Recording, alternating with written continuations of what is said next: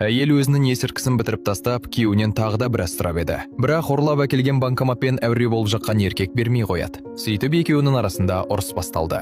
Күйеуінің айтқан ауыр сөздеріне шыдамаған әйел өте сұмдық әрекетке барады. Ол ауыр банкоматты жай ғана итеріп жіберді. Ал бұл кезде күйеуі соның астында түбін бұрғылап ашуға тырысып жатқан болатын. Ер адам сол жерде тіл тартпай кетті. Бұл екі нашақор бірнеше күн бұрын Джесси есімді жігіттің досынан есірткі алып, ақшасын бермей еткен болатын. Сол ақшаны қайтару үшін Джесси олардың үйіне барады. Ол қолына қару алып, өзін қатыгез қылмыскер сияқты ұстауға тырысты. Бірақ үйге кіргенде оны сұмдық көрініс күтіп тұрады. Үй іші адам төзгісіз лас. Барлық жерде қоқыс, шіріген тамақ қалдықтары, шприцтер шашылып жатыр. Жарық әрең түседі, қабырғалар қарайған. Және ең сұмдығы, мұнда кішкентай бала бар екен. Бала шамамен 5-6 жаста. Киімдер ескі, үсті басы кір қожалақ. Бірақ ең аяныштысы, оның мұндай өмірге үйреніп кеткендей көрінуі. Ол үнсіз ғана барып теледидарды қосты да диванға жайғасты. Джесси одан ата-анасы қайда екенін сұрап еді. Бала оған бұрылып та қарамастан теледидар көруін жалғастырады. Оның неге ересектерге арналған пышақ жарнамасын қарап отырғанына таңғалған Джесси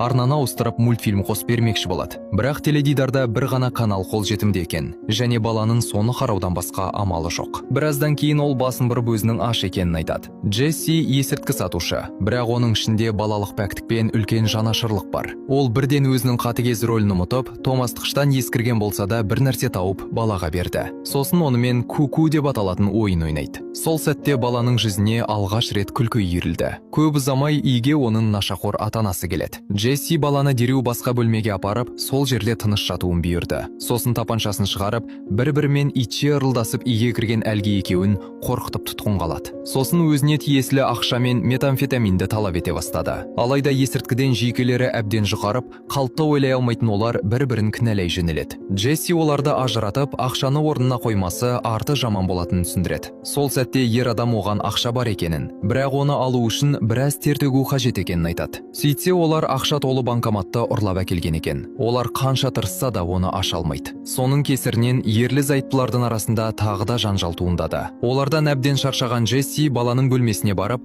оның тып-тыныш ұйықтап жатқанына үнсіз қарап, қатты қынжылады. Ол баланың анасының жауапсыздығына ашуланып, «Сен қандай анасың? Баланы тым болмаса анда-санда дұрыс тамақтандырып шомылдырып тұрсаң қайтеді? Теледидардан дұрыс арналарды қосып бер. Мынауың не сұмдық?» деп ұрсады. Ал әйелдің бар айтқан жауабы: «Маған доза берсең, сен айтқандай ана болам» деп, тек есірткіні ғана ойлап отырғанын көрсетеді. Банкоматты аша алмай отырған күйеуі де оны қолдап, «Егер қазір бәріміз сәл есірткі қабылдап алсақ, ісіміз алға басып, бұдан да көңілдірек жүрер еді» дейді.